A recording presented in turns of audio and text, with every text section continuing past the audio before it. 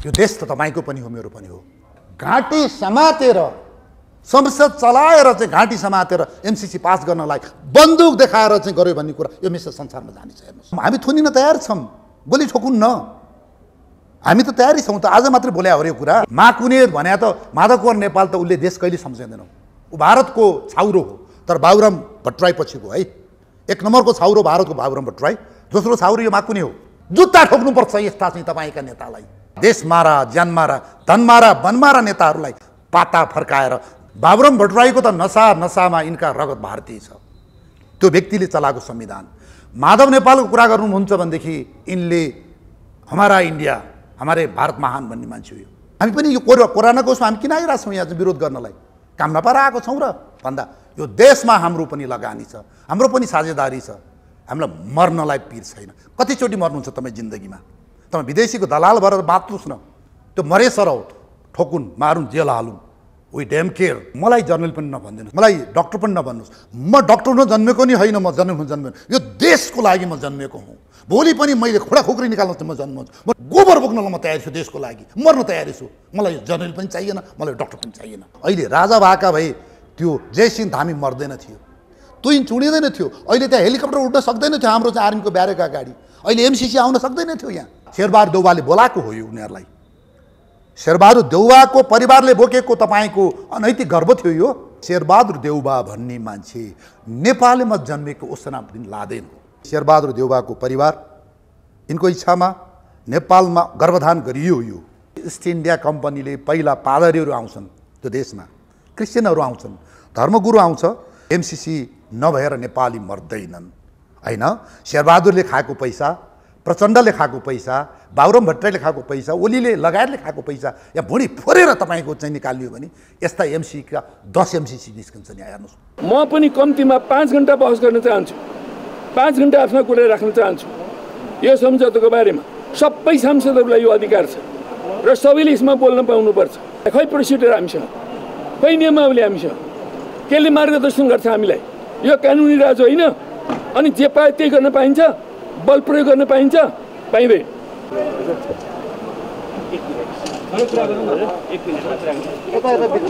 भित्र के भइरहेछ? गठबन्धनलाई कुनै ठेगानले छोड्दैन, छुँदैन। अहिले एमसीसी मुद्दा यो राष्ट्रकै विवादको मुद्दा हो। यो कुनै गठबन्धनको मुद्दा होइन, सिङ्गो नेपालको मुद्दा हो। यो नेपाली जनताको मुद्दा हो। यो सम्पूर्ण नेपाली जनताको अभिमत अनुरूप यो सवालमा टुङ्गोमा पुग्नुपर्छ। तर जहाँसम्म गठबन्धनको कुरा छ, गठबन्धन भनेको निश्चित सवालमा सहमतिको आधारमा बनेको यो गठबन्धन हो। त्यो गठबन्धनलाई यो सवालले छुनुपर्ने कुनै पनि आवश्यकता पनि देखिँदैन। अब विभिन्न व्यक्तिहरूका आफ्ना आफ्ना मत हुन्छन्, प्रधानमन्त्रीका पनि आफ्ना मत छन्, आफ्ना चाहना पनि छन्। हाम्रो धारणा के हो भने यसमा गम्भीर र गम्भीरतम आपत्तिका कुराहरू छन्। यो राष्ट्रलाई घात गर्ने खालका पक्षहरू छन्। यी कुराहरू नसचिकन, तिनीहरूलाई संशोधन नगरिकन हामी यसलाई पास गर्न दिँदैन। एमसीसी भन्ने सम्झौता यो संसदमा टेबल गर्ने, यो सम्झौता भनेको दुई देश बीचको भियना कन्भेन्सन अनुरूपको अन्तर्राष्ट्रिय सम्झौता होइन। यो करार सम्झौता मात्रै हो। करार सम्झौताहरूलाई दुनियाँको कुनै पनि संसदमा लगेर अनुमोदन गरिँदैन, नेपालको संसदले पनि गर्नु हुँदैन। गरियो भने यसले गलत नजिर बस्छ र नेपालका अन्तर्राष्ट्रिय सम्बन्धहरू भोलि पनि प्रभावित हुन्छन्। त्यसकारण यो गलत कुरा हो। एक। दोस्रो कुरा, यो संसदमा कुनै सन्धि वा सम्झौता ल्याएर अनुमोदन गर्नु पर्यो भने संविधानको धारा 279लाई टेकेर त्यसका आधारमा नयाँ माने सङ्घीय ऐन बनाएर अनि मात्रै ल्याउन पाइन्छ। अहिलेसम्म सङ्घीय ऐन बनाएको छैन। 2047 सालको एकात्मक राज्यले बनाएको सन्धि ऐन अन्तर्गत यसलाई प्रस्तुत गर्न खोजिँदैछ। यो असंवैधानिक छ, गलत छ, संविधान विरोधी कुरा छ। त्यसकारणले पहिला सङ्घीय ऐन बनाउन सक्नु पर्यो, अनि ऐन बनाएर मात्रै गर्नुपर्ने हुन्छ। तेस्रो, देखिरहनु भएको छ संसद सुचारू छैन। संसद पहिला सुचारू हुनु पर्यो। सुचारू भएर टेबल भयो भने पनि यो संसदका 275 सदस्यहरूले बहस गर्न पाउनु पर्यो। म पनि कम्तीमा 5 घण्टा बहस गर्न चाहन्छु, 5 घण्टा आफ्ना कुरा राख्न चाहन्छु यो सम्झौताको बारेमा। सबै सांसदहरूलाई यो अधिकार छ र सबैले यसमा बोल्न पाउनुपर्छ। खै प्रोसिडियर हामीसँग, खै नियमावली हामीसँग, केले मार्गदर्शन गर्छ हामीलाई? यो कानुनी राज होइन। अनि जे पाए त्यही गर्न पाइन्छ, बल प्रयोग गर्न पाइन्छ, पाइँदैन। आजलाई माधव नेपाल प्रधानमन्त्री हुनुभएको बेलामा सुरेन्द्र पाण्डे अर्थमन्त्री हुँदाखेरि पहिलो पटक नेपालले एमसिसी कार्यक्रममा आबद्ध हुनलाई आफ्नो रुचि जाहेर गर्यो। जगन्नाथ खनाल प्रधानमन्त्री हुँदा तत्कालीन अर्थमन्त्री भरतमोहन अधिकारीले यसको सन्दर्भमा औपचारिक रूपमा नेपालको इच्छा जाहेर गर्नुभयो। बाबुराम भट्टराई प्रधानमन्त्री हुँदै गर्दाखेरिबाट सुरु भएको त्यस पछाडि प्रत्येक प्रधानमन्त्रीले गर्दै गर्दै आउँदै गर्दा पुष्पकमल दाहाल प्रचण्ड प्रधानमन्त्री हुँदाखेरि यो अनुदान सहायता स्वीकृत गर्ने भनेर म आफै भएको क्याबिनेटबाट यसलाई निर्णय गऱ्यौँ। शेरबहादुर देउवा प्रधानमन्त्री हुँदै गर्दा हस्ताक्षर गऱ्यौँ र केपी ओली प्रधानमन्त्री हुँदै गर्दाखेरि यसलाई हामीले अगाडि बढायौँ। यस पछाडि यसमा केही संशोधन गर्नुपर्छ, गर्न सकिन्छ कि भन्ने हामीले छलफल गऱ्यौँ। संशोधनका निम्ति प्रयास पनि गऱ्यौँ। संशोधन गर्ने कुरा हामी आफैले गरेको सम्झौताको कारणले गर्दा सम्भव नहुने रहेछ भनेपछि हामीले नै निर्णय गरेर केही प्रश्नहरू सोधेर हामीले अहिले एमसिसीलाई सोध्यौँ, जसको आधारमा उसले स्पष्टीकरण दियो। स्पष्टीकरण दिइसकेपछि अब हामी के भनिरहेका छौँ भने तिमीले प्रश्नको उत्तर दिएर हुन्छ, स्पष्टीकरण दिएर हुन्छ, तिमीले स्पष्टीकरण दिएर मान्दैनौ भनेर हामी भनिरहेका छौँ। त्यसैले हामीले हिजोको बैठकमा के भन्यौँ कि हामीले जे स्पष्टीकरण सोधेका छौँ त्यो स्पष्टीकरणलाई पनि संसदमा ल्याउँ, संसदभित्र यसको विषय बनाऊ, कम्प्याक्ट सँगसँगै त्यसलाई पनि पारित गरौँ र त्यो सँगै महाकाली सन्धिको बेला जस्तो एउटा सङ्कल्प प्रस्ताव पनि पारित गरौँ। त्यो सङ्कल्प प्रस्तावमा के लेखौँ भने यो सम्झौतामा जे लेखिएको छ र सम्झौतालाई स्पष्ट पार्ने कुराको सन्दर्भमा एमसिसीले जे कुरा राखेको छ, नेपाल यो कुराको लागि सम्पूर्ण रूपमा प्रतिबद्ध छ। तर योभन्दा दायाँ बायाँ भविष्यमा अन्य अर्थ लगाएर जुन आशंका गरिएको छ, अनावश्यक गलतहरू गरिएको छ, कुनै पनि कुरा भयो भने नेपालले तत्क्षण यसलाई खारेज गर्नेछ, किनकि नेपाल सरकारले खारेज गर्न पाउँछ। सरकारमा हामीमध्ये कुनै दल आउँछ यो भनेर भए पनि गरौँ, तर अब यसलाई अलमलमा नराखौँ, किनकि नेपालको प्रत्येक प्रधानमन्त्री माधव नेपाल, झलनाथ खनाल कोही बाँकी हुनुहुन्न यसमा। र त्यस कारणले गर्दा हिजो प्रधानमन्त्रीको तर्फबाट हामीले नै भन्यौँ हाम्रो पार्टीको कुरा पास भए पास, फेल भए फेल, यहाँ संसदमा प्रस्तुत हौँ। 3 दिन 4 दिन 5 दिन 7 दिन कति दिन छलफल गर्ने छलफल गरौँ, दुधको दुध पानीको पानी, देश र जनताले पनि सबै कुरा थाहा पाउन्। जसलाई मतदान पक्षमा गर्नु छ मतदान पक्षमा गरौँ, जसलाई विपक्षमा गरौँ विपक्षमा गरौँ। र यही कुरा प्रधानमन्त्रीले स्पष्ट रूपमा म प्रमुख प्रतिपक्षी दललाई गएर पनि यही कुरा भन्छु।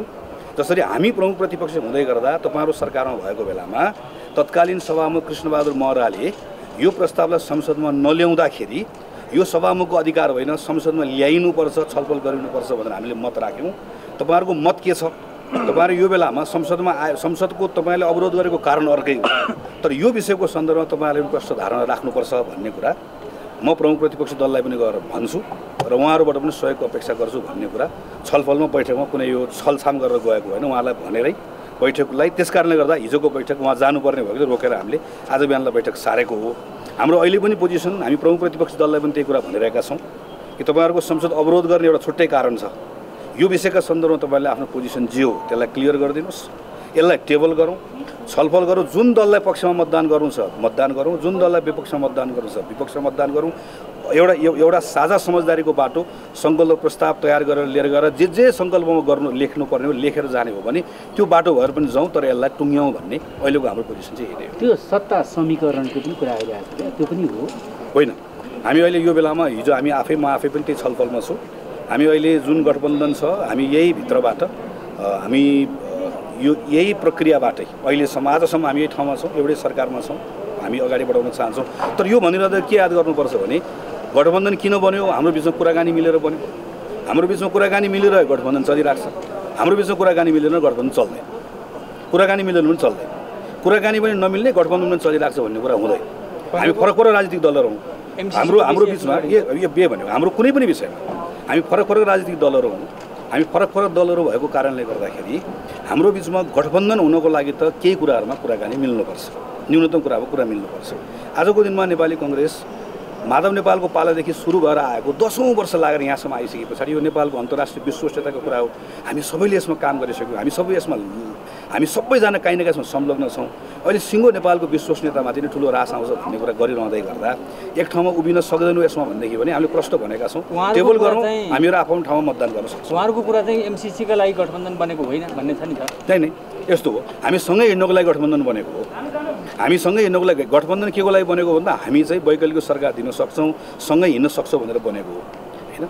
यो कुनै एउटा विषयको लागि बनेको हो भने कुनै एउटा विषयको कारणले भत्किनुपर्छ भन्ने पनि होइन। मैले खालि के सन्दर्भ भनेदेखि भने हामी जस्तो अहिले हामी टेबल गऱ्यौँ, टेबल गरिसके पछाडि सरकारको तर्फबाट टेबल हुँदै गर्दाखेरि टेबलै गर्ने कुरामा हामी असहमत छौँ भनेर भन्दै गर्दाखेरि हामी सरकारमा बसेर सरकारले यो केपी ओलीको पालामा निर्णय गरेर संसदमा दर्ता भएको विषयलाई छलफल गरौँ भन्ने कुरामा असहमत हुँदै गर्दा हामीसँगै सरकारमा बस्न सकौँला कि नसकौँला।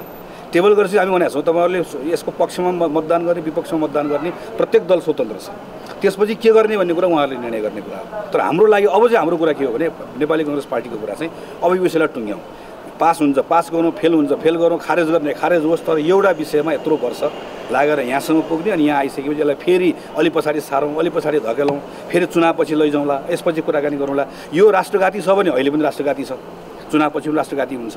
हामीले संशोधन गर्ने कुराको सन्दर्भमा पनि त हामी आफै हो नि त, ल के बुदाहरूमा संशोधन गरौँ, गर्न सकिन्छ भने गरौँ, आवश्यक छ भने भन्ने कुरामा हामी नै पुगेको होइन। निष्कर्षमा जनार्दन शर्मा हामीहरू बसेर कुराकानी गरेर हामीले प्रश्न पठाएको होइन।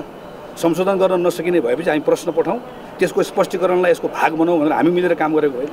अनि आज फेरि हामी प्रत्येक पटक हामी एउटा काम गर्छौँ, त्यो कामलाई टुङ्ग्याउँछौँ अनि त्यसपछि के भन्छ भने अब हुँदैन भनेर भन्छौँ। त्यसैले अब यो बाटोबाट हुँदैन, यसलाई वार कि पार गरौँ भन्ने ठाउँमा हामीहरू। जस्तै तपाईँहरूलाई सहयात्री दलहरूबाट नेपाली काङ्ग्रेसलाई विशेष गरी यति बेला धोका भएको भनेर तपाईँहरू बोल्न पनि चाहनुहुन्न, तर त्यो चाहिँ कता कता व्यक्त गर्नुहुन्छ नि? यस्तो छ, हामीहरूले यही विषयको सन्दर्भमा पर्टिकुलरली एमसिसीकै सन्दर्भमा पनि हामीहरू दर्जनौँ पटक हामीहरू सँगै बस्यौँ। मैले अघि नै भने जस्तो संशोधन गर्न सकिने ठाउँ नभइसके पछाडि यसो गरौँ त, हामी प्रश्न पठाउँ, स्पष्टीकरण आइसके पछाडि हुन्छ भनेर हामीले पहिला भन्यौँ, ल त भनेर हामीले भन्यौँ। स्पष्टीकरण आइसकेपछि अब स्पष्टीकरणले पुग्दैन भनेर भन्यौँ।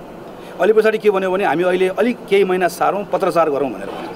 हामीले पत्रचार गऱ्यौँ अनि त्यस पछाडि गएर ल यो पत्रमा हामी आफैले तोकेको अवधिभित्र गर्छौँ भनेर भन्यौँ। फेरि अवधि आइसकेपछि अब अहिले हामी गर्दैनौँ भनेर भन्यौँ। अहिले फेरि हामी के भन्दैछौँ भनेदेखि भने अहिले टेबल नगरौँ, अब 1-2 महिना पर सारौँ भनेर भन्दैछौँ। 1-2 भनेको यो हामीलाई के कुराको महसुस हुन थाल्यो भनेदेखि भने नेपाली काङ्ग्रेस पार्टीलाई यो विषयको सन्दर्भमा चाहिँ यो नेपाली काङ्ग्रेस पार्टीको मात्रै जिम्मेवारीको विषय हो, यो मानव हाम्रो विषय हो। मानव नेपाली काङ्ग्रेस पार्टीको कार्यालय भवन बनाउनको निम्ति आउन लागेको रकम हो, हामीले मागेको अनुदान हो।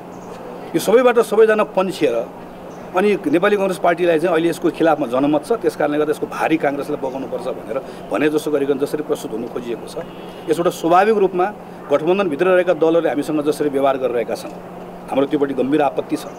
प्रमुख प्रतिपक्षी दल जसले आफैले निर्णय गरेर आज यहाँ संसदमा हामीले टेबल गरौँ भनेको त 2076 साल माघको 25 गते प्रधानमन्त्री केपी शर्मा ओली, यो नबिर्सौँ कि केपी शर्मा ओलीको मन्त्री परिषद भनिरहँदै गर्दा त्यो मन्त्री परिषदभित्र बिना मगर मन्त्री, वर्षापान पुन मगर उहाँ मन्त्री, त्यसै गरिकन शक्ति बस्नेत मन्त्री, यो सबै मन्त्री भएको भनेको त्यो मन्त्रीमण्डलले पारित गर्दै गर्दाखेरि सबैले कोही कसैले राजीनामा दिनुभएको होइन।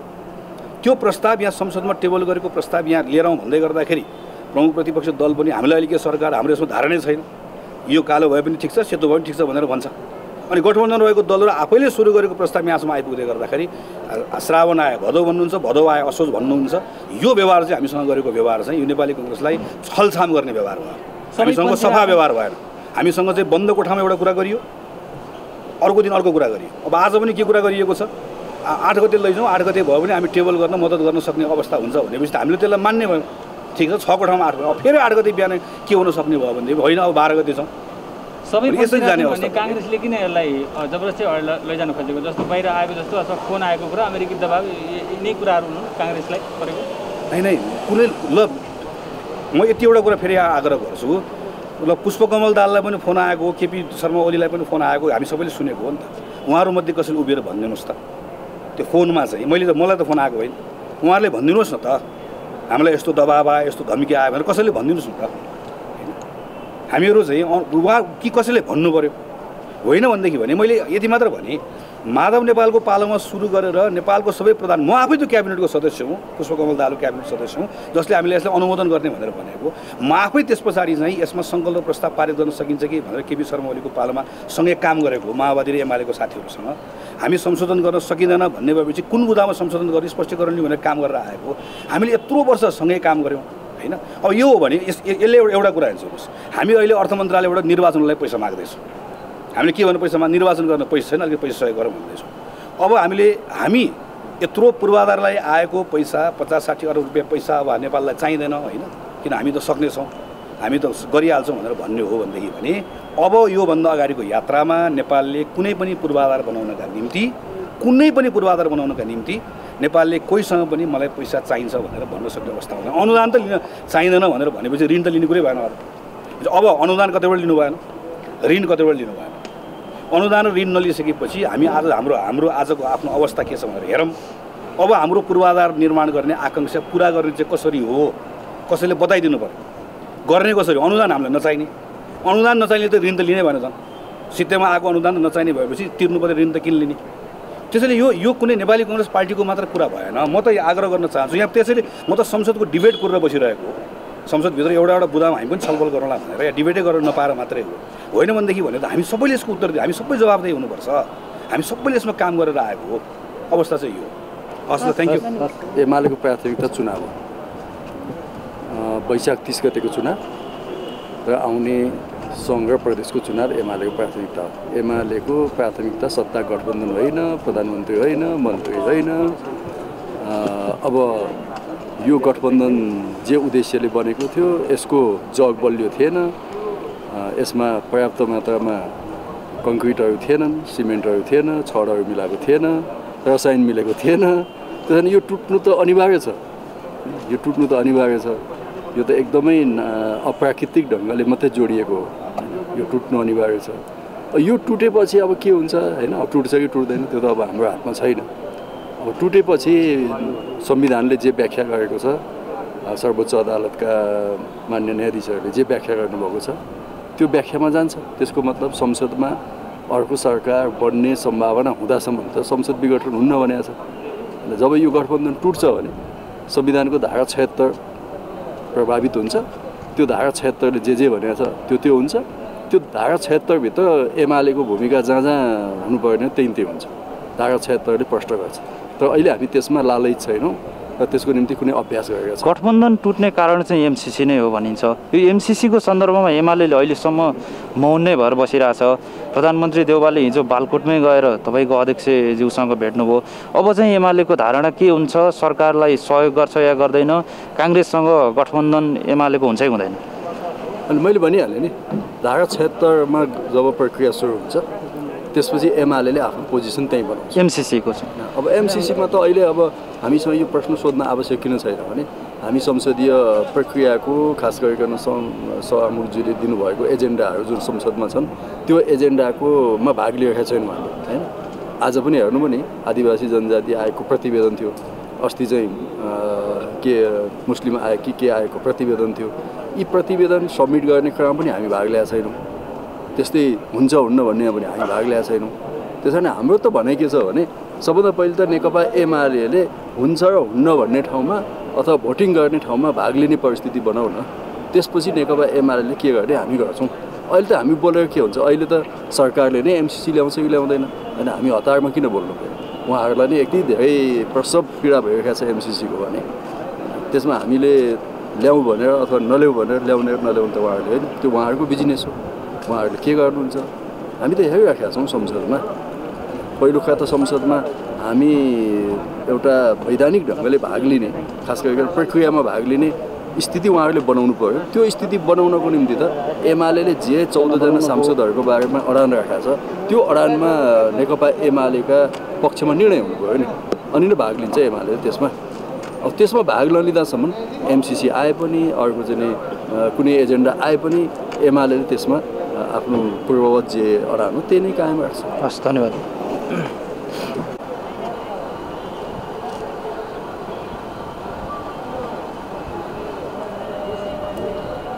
यही देउवाले प्रचण्डको टाउको मोल 50 लाख तोकिदिएर यही देउबाले यो चाहिँ बादलहरूको 35 लाख तोक्दै र सेना र राज संस्था नभयो भने यो देश बर्बाद हुन्छ। हेर्नुहोस्, रामवर्ण यादवजी हुनुहुन्छ अस्तिको राष्ट्रपतिले सेनाको गार्ड पाउँछ, लेफ्टिनेन्ट कप्तानको दर्जाबाट थुप्रै पाउँ। मेरो अस्तिको सुप्रिम कमान्डर इन चिफ आर्मीको तपाईँको जङ्गी पसा लाउने राजालाई अहिले सशस्त्र प्रयोग मात्र दिइन्छ। एमसिसीलाई र अमेरिकालाई हामी गाली नगरौँ।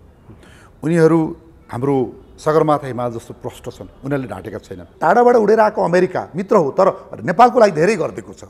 हामीले यसको गुण पनि सम्झाउनुपर्छ। तर तपाईँको बारुदमा त्यो भरुवा बन्दुकमा माथि छुसी भन्ने हुन्छ, थोरै तपाईँको बारुद त्यहाँ हुन्छ, बिजुली बारुद, चुस आगो लागेपछि बुइङ भन्दाखेरि यसले छुसी लाउँछ। यसले खालि हेर्नुहोस्, ठुलो अपराधी शेरबहादुर देउबा हेर्नुहोस्, यिनी अपराधी हुन्। यिनलाई राष्ट्र अपराधको अभियोगमा यिनलाई कारवाही गर्नुपर्छ। नेपालको राष्ट्रिय सुरक्षाका लागि घात भनेको नेपालमा कम्युनिजम हो। यो जयसिंह धामीलाई मारेको कन्फर्म 100% एसपिसीले मारेको छ। देवप्रकाश त्रिपाठीले भनेको थियो देउसिरे संविधान के, एउटाले देउसी ए भन भाइ हो भने एउटाले देउसिरे भनेर त्यो अरू सबैले भनेको संविधान हो। साना कार्यक्रममा स्वागत छ। धन्यवाद। सम्पूर्ण नेपालीमा मेरो नमस्कार। अब यहाँले सबै क्षेत्रमा पछिल्लो दिनमा हेरिराख्नु भएको छ, यहाँ भएका गतिविधिहरूप्रति निरन्तर वाच गरिराख्नु भएको छ। म विषयवस्तुको उठान यो पछिल्लो दिनमा चर्चामा रहेको मिलेनियम च्यालेन्ज कर्पोरेसन एमसिसीको विषयबाट उठान गर्न चाहन्छु। एमसिसी प्रति आजको दिनमा तपाईँले अब यो समग्र हेरिसकेपछि तपाईँको धारणा के छ? यस्तो हो, सबैभन्दा पहिला सम्पूर्ण नेपालीहरूलाई मेरो अनुरोध छ, एमसिसीलाई र अमेरिकालाई हामी गाली नगरौँ। उनीहरू हाम्रो सगरमाथा हिमाल जस्तो प्रष्ट छन्, उनीहरूले ढाँटेका छैनन्। यो इन्डो पेसिफिकको एउटा अङ्ग हो, उनीहरूले बोलेका छन्।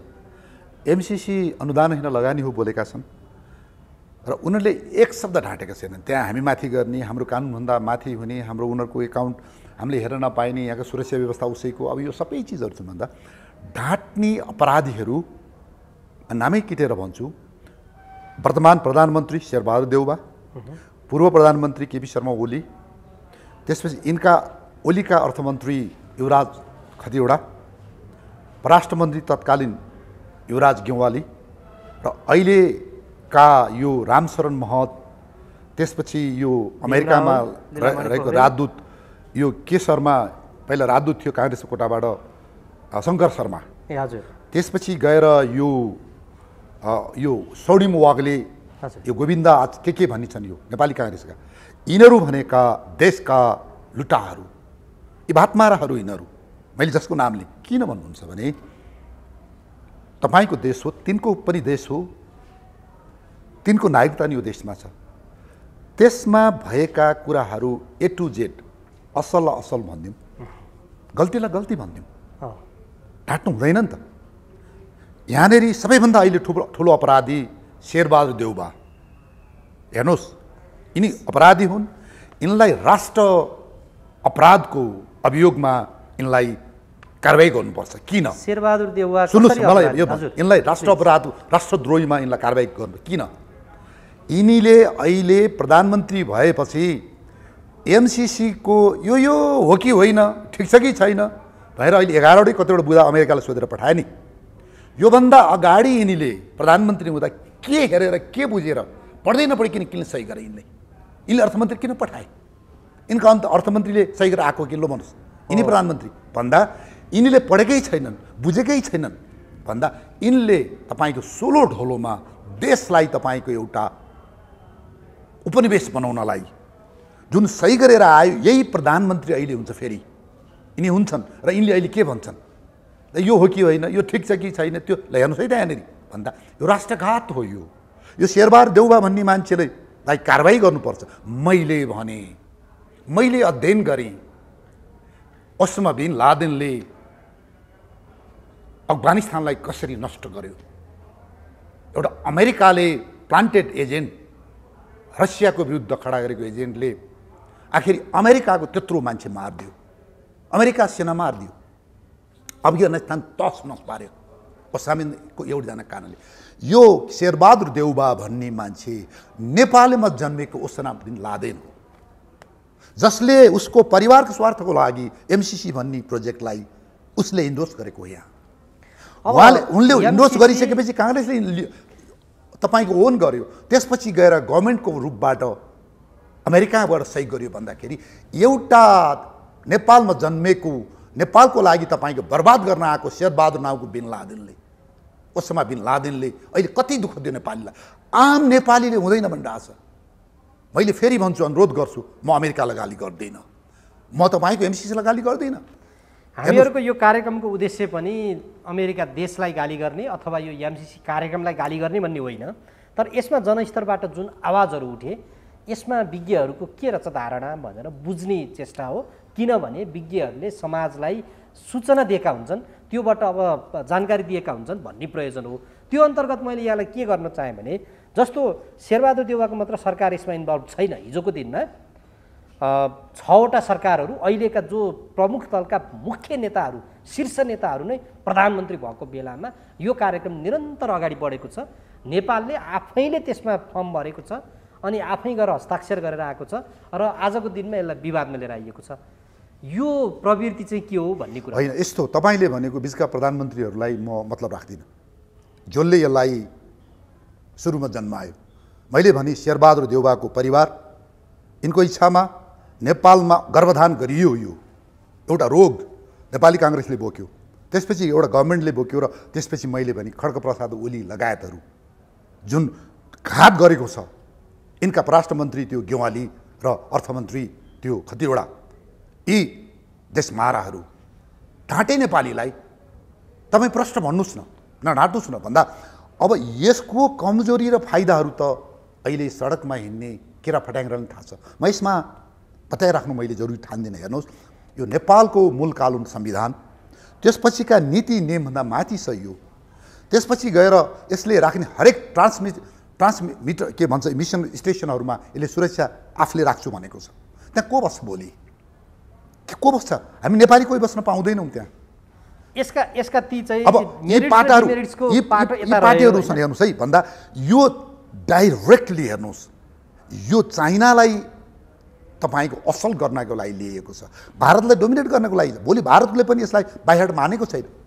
मैले बारम्बार भनेको छु, देशको सार्वभौमिकताको लागि यदि चीनको बीआरआईको कारणले एमसिसी आउँछ भने त्यो काम नकाजको बीआरआई, यो कम्युनिस्टले जयमानाको बीआरआई, ओलीले जयमानाको बीआरआई, यसलाई खारेज गरौँ। हामीलाई चाहिँदैन बीआरआई, एमसिसी हामीलाई चाहिँदैन भन्दाखेरि बीआरआईको काउन्टरमा एमसिसी ल्याएको होइन। यो धेरै हो, यो धेरै हो। यसमा चाहिँ करिब करिब 90% बीआरआई। अब बीआरआईको कारणले इन्डियालाई पनि एउटा मोरल सपोर्ट गरेको छ एमसिसीलाई, तर भित्रभित्र इन्डियाले नेपालमा एमसिसी ल्याओस् भन्ने छैन। चाइनाले त चाहँदैन भन्दा हाम्रो एउटा जियो पोलिटिकल लोकेसन, एउटा राजनैतिक र भौगोलिक जुन एउटा भारत र नेपालको बिचको हाम्रो अवस्थित छ यहाँ भन्दा यसको लागि हामीले दुईटै छिमेकी मुलुकको एउटा नेसनल इन्ट्रेस्टमा हामीले 1 इन्च पनि हामीले बाधा पार्नु हुँदैन। हेर्नुहोस्, यो त टाढाबाट उडेर आएको अमेरिका मित्र हो, तर नेपालको लागि धेरै गरिदिएको छ। हामीले यसको गुण पनि सम्झाउनुपर्छ। तर यो छुसी तपाईँको बारुदमा, त्यो भरुवा बन्दुकमा माथि छुसी भन्ने हुन्छ, थोरै तपाईँको बारुद त्यहाँ हुन्छ, बिजुली बारुद, चुस आगो लागेपछि बुइङ भन्दाखेरि यसले छुसी लाउँछ। यसले खालि हेर्नुहोस् भन्दा अब उसको उद्देश्य के छ भन्दा अहिलेको लागि चाइना, भोलिको लागि भारतलाई तपाईँको यो चाहिँ नियन्त्रण गर्ने, दुःख दिने आदि हो भन्दाखेरि भारत तपाईँ हामीले हेर्ने नजिर हो। अमेरिकाले अहिलेसम्म जहाँ अमेरिका पस्यो त्यो फस्यो। हेर्नुहोस्, अब यसलाई चाहिँ एमसिसीलाई के भन्छन् भने तपाईँ सुरक्षाविद पनि यो सुरक्षा रणनीतिको अङ्ग भनेर ल्याइएको छ। यो सुरक्षा रणनीतिको यो अङ्ग बन्दाखेरि हामीलाई कतिको यसले चाहिँ असर पार्छ र अर्को पक्षमा चाहिँ नेपाल त अब यत्रो सानो देश छ, अमेरिका जतिको देशसँग हामीले अब उसले यो एमसिसीकै नामबाट प्रवेश नगरे पनि अरू कुनै नामबाट पनि प्रवेश गरेर उसका इन्ट्रेस्ट जे छन् त्यो त पुरा गर्न सक्ला नि त, त्यो पनि भन्छन् नि मान्छेहरू। यस्तो छ, अब यो आइपिएसको अङ्ग भन्ने कुरा 1 वर्ष अगाडि होला हाम्रा रक्षा मन्त्री थिए ईश्वर पोखरेल, उनको अफिसमा गएर अमेरिकन मन्त्री आएर उनले तीबाट भनेका हुन् हाम्रो यो आइपिएसको अङ्ग हुन् भनेका हुन्। यो अनुदान होइन लगानी भनेर त अस्ति मात्र एनडी बेरीले भन्यो। हजुर, यो दुईवटा कुरा त घाम जस्तै प्रष्ट छ नि त। हाम्रा फटाइ गर्ने नेताहरूले जे बोले पनि भन्दा अब सुन्नुहोस्, अब यसमा आइपिएसको सुरक्षा अङ्ग भनेर आज भोलि नै अफगानिस्तानमा जस्तो फाइटर लिएर अमेरिकन सेना लिएर त्यो आउँदैन, त्यो मकरिब त्यस्तो हामीले एक्सट्रिम कुरा गर्नु हुँदैन। तर अब उसले यो हामीलाई माया गरेको होइन, रामसिंह प्रेमसिंह श्यामसिंहलाई गरेको होइन। जसरी अफगानिस्तानको भूगोललाई उसले कन्ट्रोल गरेर एसिया र युरोपलाई कन्ट्रोल गर्न चाहन्थ्यो, ऊ असफल भयो भन्दा अब अहिले चीन र भारतको बिचमा बसेर उसले कन्ट्रोल गर्न जान्छ, मेरो भूगोल असाध्यै उसको लागि प्यारो छ भन्दा उसले भोलिको दिनमा यो व्यापारको नाममा जसरी इस्ट इन्डिया कम्पनीले पहिला पादरीहरू आउँछन् त्यो देशमा, क्रिस्चियनहरू आउँछन्, धर्मगुरु आउँछ, त्यसले त्यहाँ तपाईँको वातावरण बनाएपछि अलिअलि 2-4 जना व्यापारी आउँछन्, व्यापारी अलि धनी हुँदै गएपछि बन्दुक छिर्छ त्यसपछि र संसार कब्जा गर्छ भन्दा अब अमेरिकनहरूले एक्ज्याक्टली अहिलेको हिसाबमा बन्दुक लिएर आउँदैन। यसले नरम यस्तै हाम्रा नेपालमा जन्माइएका बिन लादेन, शेरबहादुर यौपा, रामशरण महत, यो शङ्कर शर्मा, यो वाग्ले लगायतका चाहिँ यो चाहिँ हाम्रा सेनाका पनि केही व्यक्तिहरू बोलिरहेछन्, रिटायर्डहरू ठुला बडा भन्दाखेरि यस्ता जन्माउँछन् र यिनीहरूले पादरी हुने नेपालमा जन्माएका चाहिँ तपाईँका लादेनहरूले बिस्तारै गरेर भोलि गएर यहाँ चाहिँ व्यापारको नाममा उसलाई सुरक्षा चाहिन्छ। यहाँ हेर्नुहोस्, सुरक्षाको लागि को आउँछ भोलि? नेपालको आर्मी राख्दैन उसले, पुलिस राख्दैन उसले राख्ने त उसको आर्मी नै हो, उसको हतियारै राख्ने हो। भोलि यो थ्रेड भन्छ, त्यो थ्रेड भन्छ। हाम्रो देशमा फेरि यो कम्युनिस्टका नामका धोकाधारीहरू च्या उम्रेका छन्, टोलमा कम्युनिस्ट, यहाँ घरमा कम्युनिस्ट छन्। म यहाँनिर अर्को कुरा नि भन्छु, नेपालको राष्ट्रिय सुरक्षाका लागि घात भनेको नेपालमा कम्युनिजम हो। किन भन्दा झुट बोल्यो यसले, तपाईँलाई ठुलो सपना दियो, 17-18 हजार मार्यो, आफ्नै छोरीलाई बढी मारहानी, आफ्नै बुहारीलाई सुपर बढी मारहानी, अनि खर्बौँ खाने यिनीहरू भन्दा जनता सधैँभरि तपाईँको चाहिँ वितृष्णा, तपाईँको एकता भाडियो भन्दा यो राष्ट्रियको सुरक्षाको लागि ठुलो च्यालेन्ज भन्दा कम्युनिजम नेपालबाट उन्मूलन हुनुपर्छ। म यो भन्छु भन्दा यी कम्युनिस्टहरूले भोलि यहाँ च्याउ तपाईँको उम्रेर यो अमेरिकनको प्रोजेक्टमा यहाँ बाधा लिन्छ, नारा गर्ने, जुलुस निकालियो भन्दा अब त्यसलाई जोगाउनुको लागि हतियार ल्याउन बाध्य हुन्छ भोलि यहाँ भन्दा यो सिरिजमा प्रोजेक्टमा विरोध गर्नेहरू पनि कम्युनिस्टहरू भएकै कारणले विरोध गरे होइन। यसमा अब उहाँहरूको एउटा सिद्धान्तले साम्राज्यवादलाई विरोध गर्ने, उत्तर कोरिया त्यही हो, भेनेजुएला त्यही हो, क्युबा त्यही हो, नेपालले अहिले त्यही एउटा यिनीहरूको एउटा जेनरल सिद्धान्त हो यो। तर कम्युनिस्टले पालेका के अरे अमेरिकन पालेका कम्युनिस्ट यहाँ थुप्रै छन् खानीहरू भन्दाखेरि अहिले यिनीहरूको एउटा जेनरल एउटा प्रिन्सिपल पनि यिनीहरू विरोध गरेका छन्। तर यसलाई मैले अन्यथा लिन्न।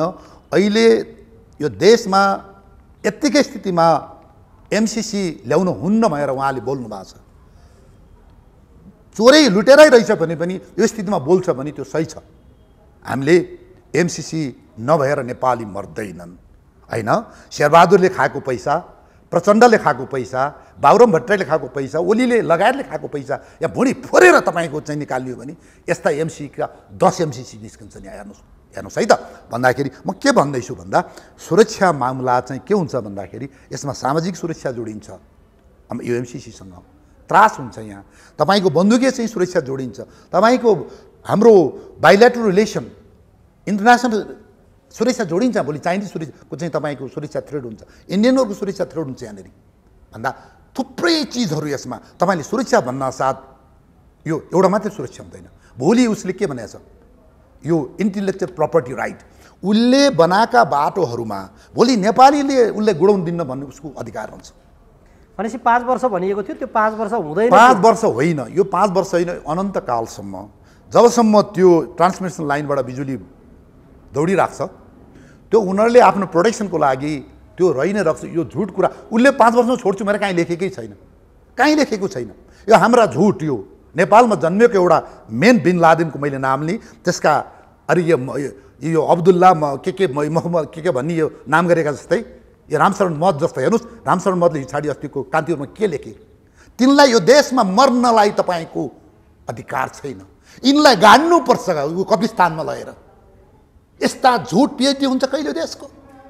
यो देशमा महतले कति तपाईँको नेपालीकरण कत्रो योगदान दिन्छ। रामशरण महतका दाजुभाइ यिनीहरूलाई नेपालमा मर्नलाई तपाईँको अधिकार छैन। हेर्नुहोस् रामशरण महतले कति तपाईँको देश बर्बाद पारेको छ। एउटा व्यक्तिले यो 6-7 चोटि अर्थमन्त्री भए, यत्रा देशको योजना खाए, त्यो लुम्बध्वज मत भन्नेलाई तपाईँको त्यो ठुलो करदातामा फसाएर आफू गडम गडम खाएर हेर्नुहोस् भोलि तपाईँको अफगानिस्तान जस्तो भयो नि पहिलो फ्लाइटमा भाग्ने मतका दाजुभाइ यी चाहिँ यो पहिला यो काङ्ग्रेसका छन् नि 2-4 जना यी भाग्ने हुनु पहिला यिनीहरू हेर्नुहोस्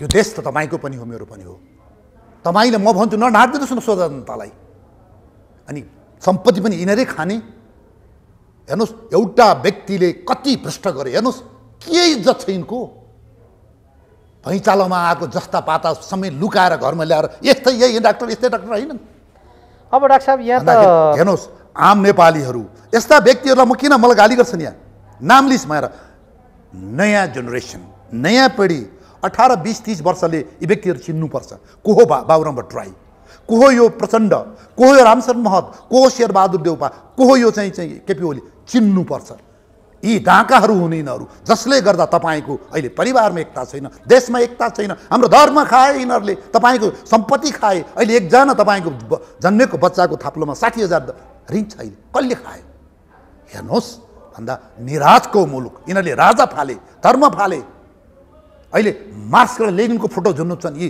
तपाईँका यी देशमाराहरू पृथ्वीनारायण शाहलाई गाली गर्छन् राजा ज्ञानेन्द्रलाई यिनीहरूले चाहिँ झुक्काएर यिनीहरूले जुन एउटा फाले हेर्नुहोस् एउटा राजाले कति अनुशासन राखेको थियो देशमा संस्थाले कुरा गर्दैछु हेर्नुहोस् अहिले राजा भएका भए त्यो जयसिंह धामी मर्दैन थियो तुइन चुडिँदैन थियो अहिले त्यहाँ हेलिकप्टर उड्न सक्दैन थियो हाम्रो चाहिँ आर्मीको ब्यारेक अगाडि अहिले एमसिसी आउन सक्दैन थियो यहाँ अनि यो अहिले आएर चाहिँ त्यो बिजेपीको चौथाइलाई देउवाको पत्नीले तपाईँको चाहिँ राखी बाँध्दिन थिइन् यहाँ हेर्नुहोस् यो चिजहरू यी गुणकाडाहरू यी नुनकाडाहरूले जति गरे अहिले एमसिसी भन्ने एउटा रोग ल्याउँदैछन् देशको लागि र हाम्रो छिमेकी र इन्टरनेसनल रिलेसनको लागि यो खतरा छ र यो अमेरिकन राष्ट्रपति अमेरिकन नेपालस्थित अमेरिकन राजदूतले बुझ्नुपर्छ देशमा द्वन्द्व जन्माइदिनु हुन्न उनीहरूलाई थाहा छ नि त अहिले कति समस्या छ भनेर देश अहिले विरुद्धमा छ उहाँले बुझ्नुपर्छ उहाँहरू डेमोक्रेसीको चाहिँ एउटा मानवाधिकारको कुरा गर्ने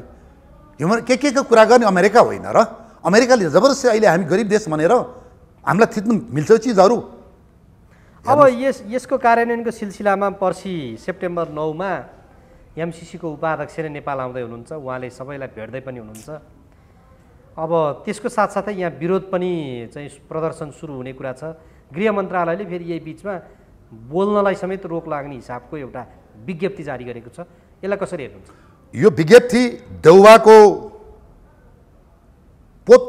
सरकारको देउवाको मुखमा दलिएको कालो मसो हो यिनले यस्तै गरेर भयो भने जुत्ता खानेछन् यिनले कुरा बुझ्नुहुन्छ नेपाली काङ्ग्रेस पार्टीको तपाईँको चाहिँ तपाईँको पार्टीको कार्यालयमा जुत्ता झुन्डाइदिए हुन्छ डेमोक्रेसीको कुरा गर्ने वाक स्वतन्त्रका कुरा गर्ने यही काङ्ग्रेस होइन अहिले यही काङ्ग्रेसको चाहिँ तपाईँको हेड भएको यस्ता निम्सरा तपाईँका लाछीहरूले एमसिसीको किन ल्याउ एमसीदेखि डढाएका यिनीहरू जनता उर्लिन्छन् भनेर हेर्नुहोस् यो एउटा कायरता हो ठोकन गोली तागत छ तिम्रा हातमा बन्दुक छन् तिम्रा हातमा खुडा खुकुरी छन् ठोकन हामीलाई अनि हामीहरूले विरोध गर्छौँ भनेर यो गल्ती छ यसले जनताहरू उर्लिने छन् हेर्नुहोस् र अर्को कुरा तपाईँले भन्नुभयो सुन्नुहोस् अर्को कुरा के भन्दाखेरि जुन एमसिसीको सेकेन्ड म्यान थर्ड म्यान आउनु अमेरिकाको एउटा कायरता हो संसारमा एउटा मेसेज के जानेछ खबर भने अमेरिकाले एउटा नेपाल जस्तो निमुखा देशलाई गएर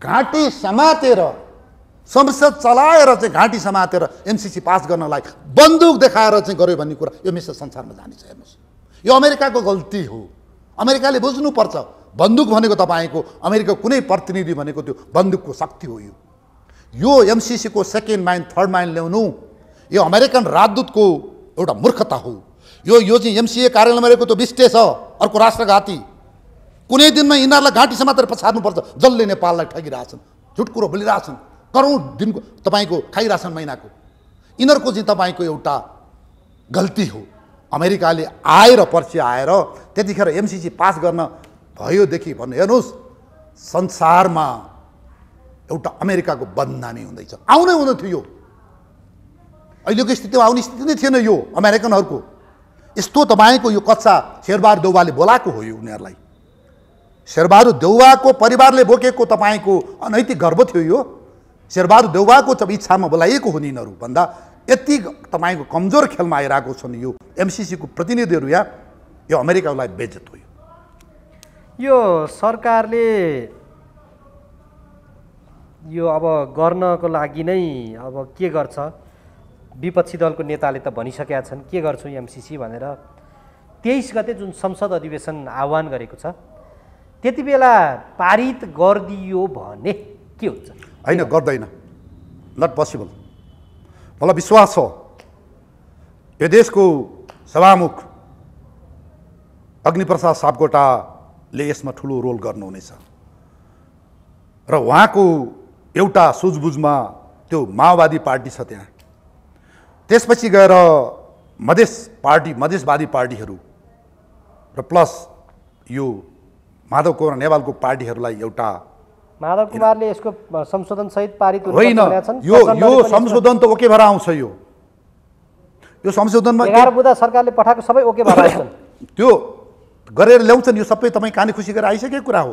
तर म विश्वास गर्छु यो देशमा अझै पनि भगवान् बुद्धको प्रताप मरेको छैन, पशुपतिनाथको प्रताप मरेको छैन, मुक्तिनाथको प्रताप मरेको छैन, यहाँको जामे मस्जिदको प्रताप मरेको छैन। यो देशमा एमसिसी पास हुने छैन। हेर्नुहोस्, शेरबहादुर देउवा र नेपाली काङ्ग्रेसलाई कालो मसो दल्नेछन्। त्यसपछि यो नेपाली काङ्ग्रेस, यो Sher Bahadur Deuba Osama bin Laden Nepali, यसको पत्ता साफ हुनेछ। तपाईँ देशको प्रधानमन्त्रीलाई यस्तो भन्दै हुनुहुन्छ, त्यो विज्ञप्ति हेर्नु भएको छैन गृहमन्त्री? होइन, ठिकै छ, हामी थुनिन तयार छौँ, गोली ठोकुन्न, हामी त तयारी छौँ त। आज मात्रै बोले हो यो कुरा। देशका विकास निर्माणमा अवरोध गर्नेहरू मैले इनका भुँडीका विकास थियो, इनका स्विस ब्याङ्कमा रहेको विकास, विदेशमा रहेका तपाईँको ब्याङ्कका विकास हुने हो, नेपालीको लागि विकास होइन। यो यहाँ लिएर आएर एउटा रोग लिएर आउने हामीलाई थुनुन् केही पनि छैन। यही देउवाले प्रचण्डको टाउको मोल 50 लाख तोक्दिएर, यही देउवाले यो चाहिँ बादलहरूको 35 लाख तोक्दिएर यिनले गरेका मन्त्री परिषदका निर्णय र गोर्खापत्रमा सूचना अहिले पनि छ। यो देउवाले तिनले मार भएर गएर हामीलाई खटाएर त्यतिखेर पनि हामी बचेका हौँ र अहिले पनि मार्न र हामी छाती थाप्न तयारी छौँ। र अहिले यो देउवाले देशको लागि महाकाली सन्धि, तपाईँको यो माओवादीमा गरेको निर्णयहरू, उसले चाहिँ तपाईँको टाउको काट भन्ने 50 लाख दिन्छु भन्ने यो व्यक्तिको मसँग तपाईँ गोर्खापत्र अहिले पनि जिउँदैछ। अनि हामीलाई नेपाली सेनालाई चाहिँ पीडक बनाएर, माओवादी प्रचण्डको टोलीलाई पीडित बनाएर यस्तो अन्याय गरिरहेको छ शेरबहादुर देउवा। होइन, यो पार्टीले हेर्नुहोस् भन्दा ठिकै छ। हामी खुसी साथ, म देशको लागि मायाको लागि बोलिरहेको छु, मेरो देशको जनताको लागि बोलिरहेको छु, म अमेरिकनको राम्रोको लागि बोलिरहेको छु। अमेरिकाले पनि विश्वास गरोस्, सम्झोस् हामी गोर्खा हौँ, हामीसँग हामी गोर्खा हौँ, हामी कसैको दासत्व हामी तपाईँको हामी स्वीकार्दैनौँ। अमेरिकालाई को लागि बेलामा सरकारले त्यो यो प्रस्ताव लिएर गयो भने तपाईँहरू विरोधमा उत्रिनुहुन्छ? होइन, हामी त विरोध आजैदेखि छौँ, पर्सि पनि उत्रन्छौँ। कहाँसम्म हामीले गर्न पाउँछौँ उत्रन्छौँ। र म आम यो चाहिँ नेपाल प्रहरी सशस्त्र प्रहरीका मित्रहरू, आइजी साहबहरू, तपाईँहरूका बाजे, तपाईँहरूको बाउ, तपाईँहरूका आमाको धर्म सम्झनुहोस्, यो देशको धर्म सम्झनुहोस्। यो देश बनाएका तपाईँ हाम्रा पुर्खाका ल्याप्चे ठोक्नेहरूले नपढेका, यो शेरबहादुर जस्ता बिन लादेनहरूले अहिले एमसिसी लिएर आएर हामी देश बचाउँ भन्दा, जयसिंह धामीको चाहिँ तपाईँको हत्यामा हामीले बोल्दा, अहिले हाम्रो ब्यारेकमाथि हेलिकप्टर भारतीय उड्दाखेरि हामी बोल्दा, हामी माथि बुट बजार्नुहुन्छ भने तपाईँहरूलाई भगवान्ले न्याय दिनेछन्। भोलि तपाईँसँग हिसाब हुनेछ। म पनि यस्ता दुश्मनसँग लडेर आएको हुँ। म तपाईँको आफ्नो देशका लागि बोल्ने नेपालीको माथि पानीका फोराएर तपाईँको बुट हान्नुहुन्छ भने तपाईँलाई नेपाल आमाको श्राप लाग्नेछ। भन्नुहोस् तपाईँको गभर्मेन्टको चाहिँ यो चाहिँ नेपालको चाहिँ बिन लादेनलाई यो गल्ती छ। नेपाली सेना भन्नुहोस् तपाईँले कति पक्ष तपाईँको खराब छ, कति पक्ष सही छ। दुईटा प्रहरी तपाईँको यो राष्ट्रिय अनुसन्धान विभाग, तपाईँहरूले कुटुकुटु भटमास खाएर काजु खाएर बस्दिएर अमुक स्थितिमा बस्दाखेरि ए बिन लादेनहरू, नेपाली बिन लादेनले अहिले देशमा यत्र दुःख दिए। तपाईँ हामी किन आइरहेछौँ यहाँ? अहिले हामी पनि यो कोरोनाको उसमा हामी किन आइरहेछौँ यहाँ विरोध गर्नलाई? काम नपाएर आएको छौँ र भन्दा यो देशमा हाम्रो पनि लगानी छ, हाम्रो पनि साझेदारी छ। हामीलाई मर्नलाई पिर छैन। कतिचोटि मर्नुहुन्छ तपाईँ जिन्दगीमा? तपाईँ विदेशीको दलाल भएर बाँच्नुहोस् न, त्यो मरेस रह ठोकुन्, मारुन्, जेल हालुन्, वी डेम केयर। र कुनै दिनमा हेर्नुहोस् यसको हिसाब किताब यी दलालहरूको हिसाब किताब भएरै छोड्ने छ। नेपालीले यिनीहरूलाई हिसाब किताब गर्नेछन् र यिनीहरूले चाहिँ समयमा बुद्धि पुर्याउन्। यो देश यिनका पनि हो, तपाईँको पनि मेरो पनि हो। जस्तो अब मानिसहरूले आमतौरमा के भन्छन् भने अमेरिका जतिको संसारको लिडिङ गरिराखेको देशले त नेपालमा चाहेको कार्यक्रम त कुनै हिसाबले उसले इम्पोज गरिहाल्छ, त्यो लादिहाल्छ नि भन्ने कुराहरू पनि गर्छन्। यो एमसिसीको विषय चाहिँ नेपालभित्र बडो चर्चामा आयो, अहिले साग पसलदेखि नै चर्चामा भयो, हरेक नेपालीले यसमा चासो पनि राखेका छन्। अब उसले यो चाहँदाखेरि त कुनै न कुनै हिसाबमा यही नाममा नगरे पनि अरू नाममा उसका एजेन्डा लाद्न पर्ने थियो भने लाद्ला। अब सक्दैन। अब कस्तो हो भने भारतले तपाईँलाई कपास दियो भने पनि जनताले ओहो यसले बिख पो दियो कि भन्ने कुरा त्यस्तो क्या, मान्छेको फेमी त्यस्तो भइसक्यो क्या। तपाईँलाई कपास दियो मिठाई दिएछ भने नि मिठाई दियो भने बिख दियो कि भन्ने मान्छेको त्यस्तो भइसक्यो क्या। उसले गरेको त काटकाट। अब अमेरिकाप्रति हाम्रो जुन एउटा विश्वास थियो, जुन हाम्रो एउटा देशको लागि हाम्रो सार्वभौमताको लागि उसले ठुलो मद्दत गरिदिएको छ। तर खम्पकाण्ड ल्याइदियो उसले 30-31 सालमा चीनले झन्डै नेपालमाथि हमला गरिसकेको थियो। त्यतिखेरको राजा वीरेन्द्रलाई भनेकै हुन् त तपाईँले गर्नुहुन्छ कि हामी हमला गरौँ? नेपालमाथि हमला गर्न लाग्थ्यो चाइनाले, होइन हामी नै गर्छौँ। हेर्नुहोस् अमेरिकाले लगाइदिएको त्यो भन्दा अब अहिले यही स्थितिमा अमेरिकाले हामीमाथि एउटा गरिब निमुखा उमाथि यसले किनेको चाहिँ 10-20वटा नेताहरूलाई पैसा खुवाएको न्युमा जुन अहिले गरिरहेछ हो, भोलि तपाईँमाथि बन्दुक तेर्साएर म माथि बन्दुक तेर्साएर यो खातेपाते यो सांसद बन्नेहरू छन्, यो भेडाहरू किन भेडा भन्नुहुन्छ भन्दाखेरि एकजना नेताले ताली बजाएपछि सिद्धो यिनीहरूको भेडै हुने यिनीहरू भन्दाखेरि यिनीहरूलाई खुवाएर बन्दुक तेर्साएर गर्यो भने गर्छ। तर यो भोलि यो नेपालमा अरू तालेबानको जन्म हुनेछ, नेपाली तालेबानको फेरि जनता जनार्दन हुनु। यो तपाईँले कहिले पनि जनताको आवाज मार्न सक्नुहुन्न, राष्ट्रप्रेम मार्न सक्नुहुन्न। यी ओसामा बिन लादेनहरू नेपालीको भन्दैछु मैले, अफगानिस्तानको होइन। यी लादेनहरूको जन्मको तपाईँको हामी यहाँ चाहिँ त्यसपछि जनताले निर्मूल पार्नेछन्। यहाँ हेर्नुहोस् त्यो भएको हुनाले तपाईँले भनेको विकल्प बुट हानेर पानीको फोरा हानेर बन्दुक लगाएर जो अहिले प्रधानमन्त्री छन् यिनले गर्न सक्छन्। तर म भन्छु मैले भने यो कम चान्सेस छ, यो धेरै कम चान्सेस छ। नेपाली काङ्ग्रेस पार्टीमा त्यहाँ धेरै राम्रा राष्ट्रप्रेमी व्यक्तिहरू छन्, उहाँहरूले अझै पनि यो प्रधानमन्त्रीलाई तपाईँको सच्याउन एउटा मौका दिउन्।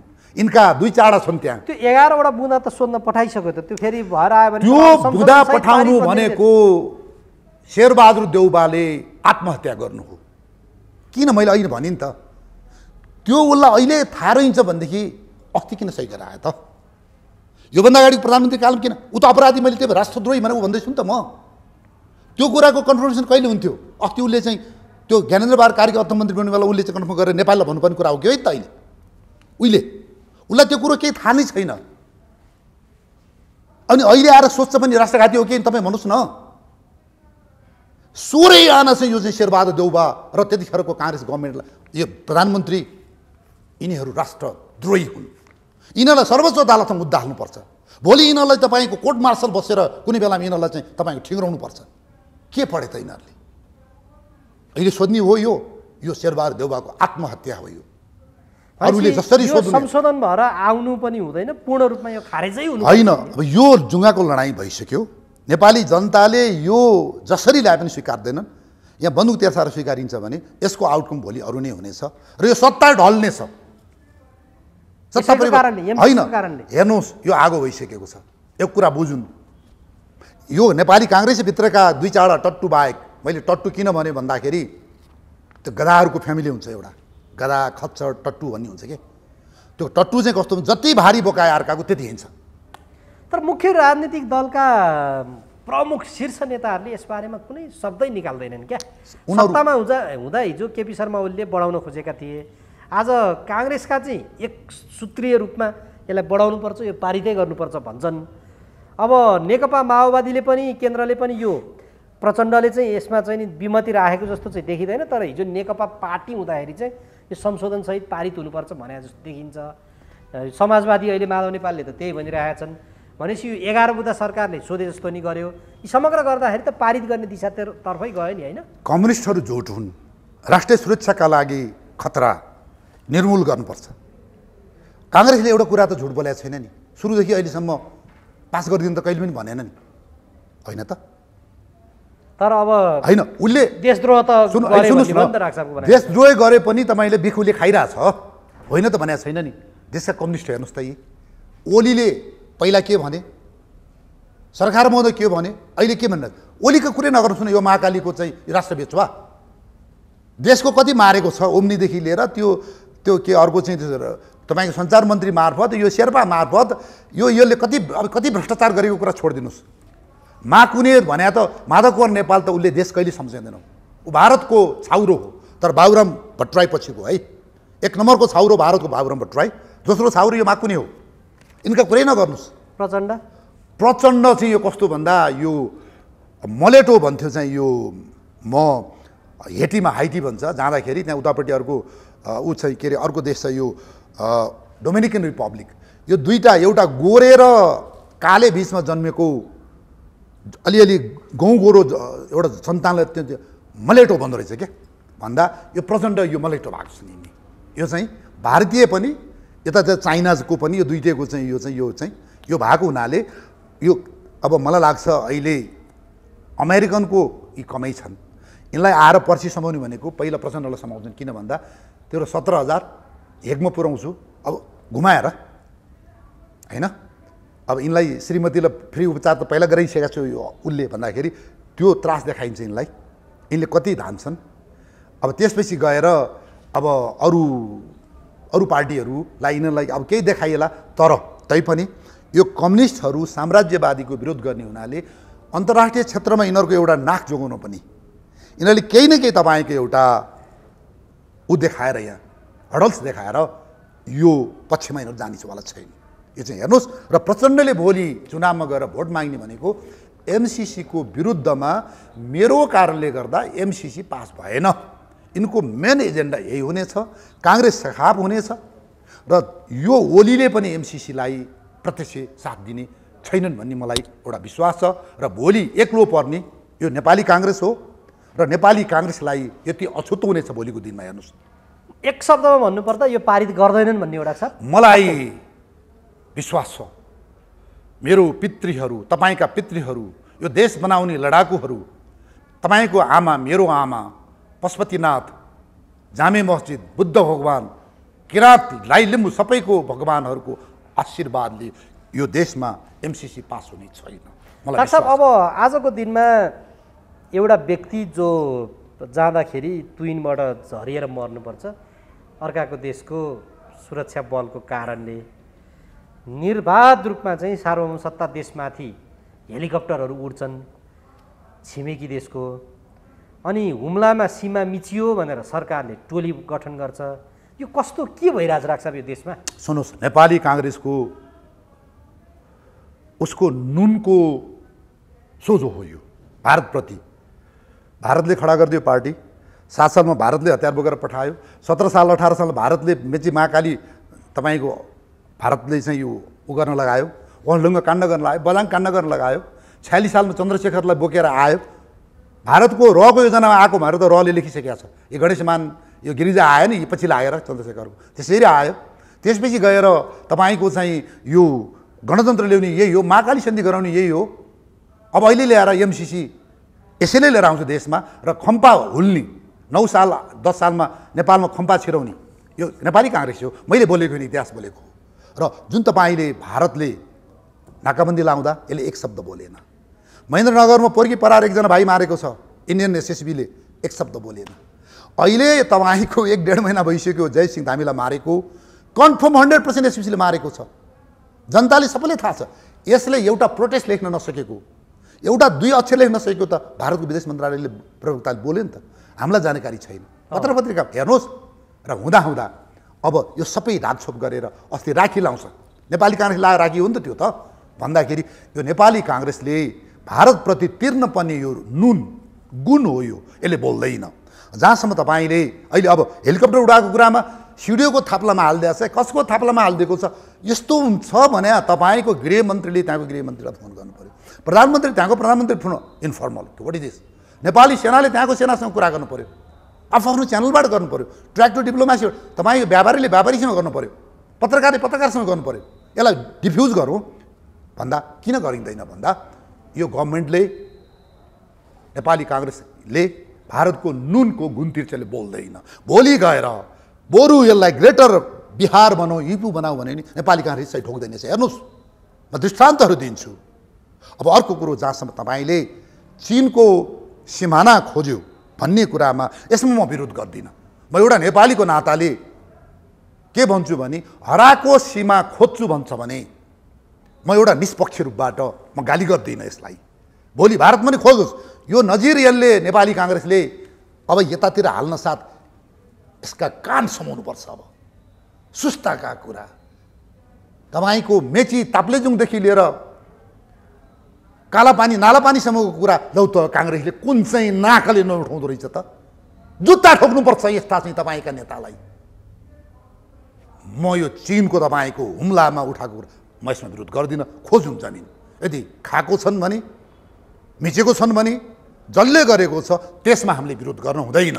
तर अमेरिकाको त्यो टोली आएकोलाई देखाउनलाई, भारतको अस्ति त्यो चाहिँ तपाईँको त्यो चौथाइलाई देखाउनलाई मात्रै गरिरहेछ भने त्यो फेरि आत्मघाती गोल हुनेछ। र मैले फेरि भने नेपालको जमिन खोज्नु यो असल काम हो, म विरोध गर्दैन। हाम्रो पनि त्यसमा कुनै आपत्ति भएन। अब सार्वभौम सत्ता देशभित्र बसेका हरेक नागरिकको त्यो चाहना हुन्छ आफ्नो आफू स्वतन्त्र हिसाबले बस्न पाइयोस्। पिता पुर्खाले हिजोको दिनमा लडेर स्वतन्त्र बनाइदिए। अब आजको दिनमा यो स्वतन्त्र बनाउने सन्दर्भमा देशको 1 नम्बर सुरक्षा निकाय नेपाली सेना, त्यो सेनाको तपाईँ पूर्व जर्नेल, आजको मितिसम्म अरू सबै निकाय चाहिँ राजनीतिकरणले खायो भन्छन्। अनुशासित र प्रोफेसनल हिसाबले बसेको नेपाली सेना मात्रै भन्छन्। तर नेपाली सेना पनि ठेक्कापट्टा, रोड विकास यस्तातिर लाग्यो, यसले आफ्नो भूमिकाभन्दा बाहिर गयो भन्छन्। तपाईँ यो भनाइहरूलाई कसरी टिप्पणी गर्नुहुन्छ? मैले धेरै बोलिसकेँ है, र मलाई दुईवटा कुराले बहुत पोल्छ अहिले। एउटा मलाई जर्नल भन्दाखेरि मैले जर्नलको रिटायर्ड जर्नलको पोर्टफोलियोबाट बोल्दाखेरि नेपाली आर्मीलाई दुख्छ, किन म जे पाए त्यही भनिदिन्छु। अर्को मलाई पिएचडी डक्टर साहब भन्दाखेरि तैँले चाहिँ शब्द छानेर बोल, पिएचडी गर्नेले त्यस्तो बोल्ने भनेर मलाई भन्दाखेरि मलाई जर्नल पनि नभनिदिनुहोस्, आम सञ्चारले मलाई डक्टर पनि नभन्नुहोस्। म डक्टर हुन जन्मेको नि होइन, म जर्नल हुन जन्मेको, यो देशको लागि म जन्मेको हुँ। भोलि पनि मैले खुडा खुक्री निकाल्नु म जन्माउँछु, म डोको तपाईँको थुन्चे जन्मला, म तपाईँको चाहिँ गोबर बोक्नलाई म तयारी छु, देशको लागि मर्न तयारी छु।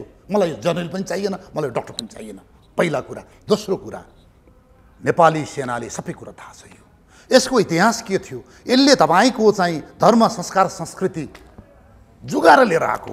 अहिले पनि तपाईँको फुलपाती, घोडे जात्रा, शिवरात्रि, पल्टनभित्र कति, यसलाई किन थाम्नलाई किन भएन? धर्मनिरपेक्षको लागि फाल्दाखेरि एक थोपा किन पहल भएन? यो देशमा तपाईँको देश जोगाउने, बढाउने, बचाउने एउटा राज संस्था थियो। यिनीहरूको सुप्रिम कमान्डर इन चिफलाई फाल्ने बेलामा किन एउटा पहल भएन? एउटा तपाईँ स्थानीयलाई किन पहल भएन? अहिले तपाईँको रामवर्ण यादवजी हुनुहुन्छ, अस्तिको राष्ट्रपतिले सेनाको गार्ड पाउँछ, लेफ्टिनेन्ट कप्तानको दर्जाबाट थुप्रै पाउँ। मेरो अस्तिको सुप्रिम कमान्डर इन चिफ आर्मीको तपाईँको जङ्गी पसालाउने राजालाई अहिले सशस्त्र प्रहरी मात्र दिन्छ, एउटा तपाईँको सहायक मन्त्रीलाई अस्ति दिन्छ। यो सेनाले किन बोल्न सक्दैन? हेर्नुहोस्, मैले किन भन्दैछु, एउटा देशले, एउटा सेनाले, एउटा तपाईँ मैले गुण बिर्सन हुँदैन। त्यो सेनाको स्थापना गर्ने त्यही शाहवंशी राजा थिए। अहिले त्यो राजा नहुँदाखेरि यो देशमा के भयो? तपाईँले भोग्नु, मैले भोग्नुभयो। म संस्थाको कुरा गर्दैछु। राजा कोही असल थिए, कोही खराब थिए। तिनीहरूले देश त बेचेका थिएन नि, एमसिसी ल्याएका थिएनन् नि। वीरेन्द्रलाई चाहिँ भुटान बनाउने प्रस्ताव हुँदाखेरि मानेका थिएनन् नि, ज्ञानेन्द्रलाई पनि त्यही गरे नि त, अन्तिम त्यो मानेका थिएनन् नि त। रोई तपाईँका चाहिँ प्रधानमन्त्रीको पद छोड्नलाई ओलीले कसरी छोडे?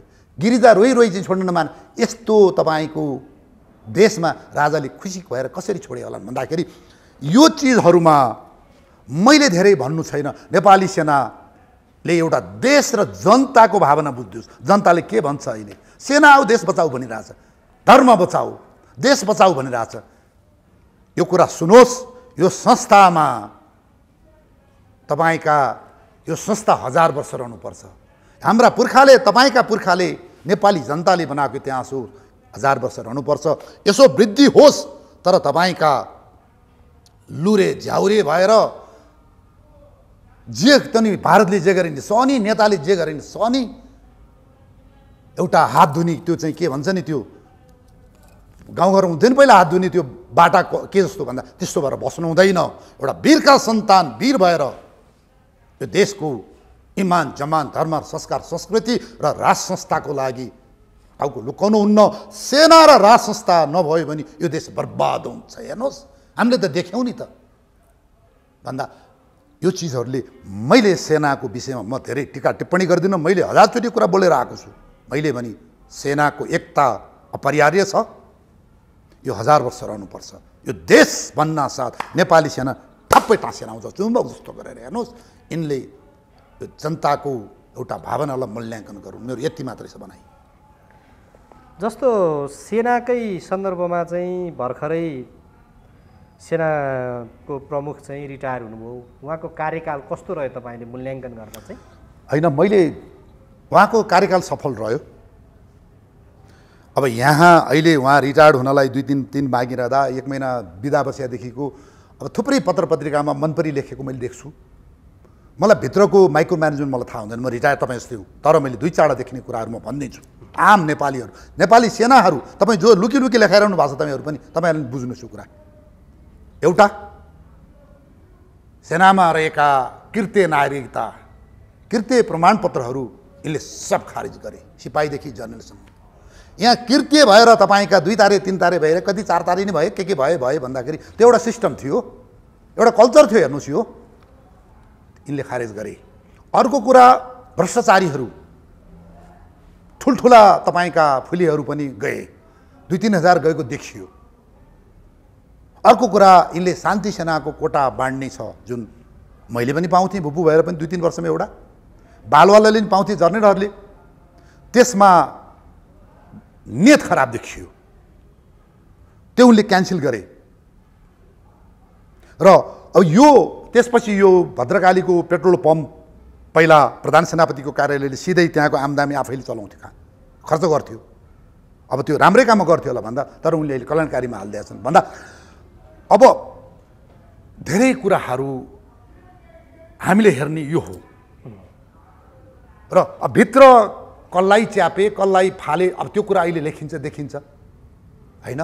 जसलाई तपाईँको भ्रष्टाचारमा फ्यालिएकाहरूले पुनरावेदन जानुपर्छ, अदालत छ नि त त्यहाँ। चोरी सर्टिफिकेटमा उमेरमा जानेहरूले पनि अदालत छ नि त त्यहाँ, रेजिस्टर्ड हुनु पऱ्यो नि त भन्दा तिनले गर्न सकेनन्। त्यसको मतलब के हो रहेछ, उनले गरे 2-4 कुराहरू बडा अप्रिय, भेरी क्रुल डिसिजन यो मैले मान्छु। व्यक्तिगत रूपमा भन्नुहुन्छ भने यी प्रधान सेनापति पूर्णचन्द्र थापाले, म रिटायर्ड भएर पनि मैले धेरै तपाईँको मैले धेरै सहनु पर्यो। म माथि गरेका कारबाहीहरू मैले धेरै बोलिसकेँ। म मात्र एउटा व्यक्ति हुँ जो एउटा बालवाडा एउटा चाहिँ तपाईँको अफसरले अथवा अन्य दादाले नपाउने सजाय मैले भोगेर पाएको छु। त्यति पीडा मलाई दिएका छन्। त्यसको मतलब मैले तपाईँको धर्म छोड्नु हुँदैन।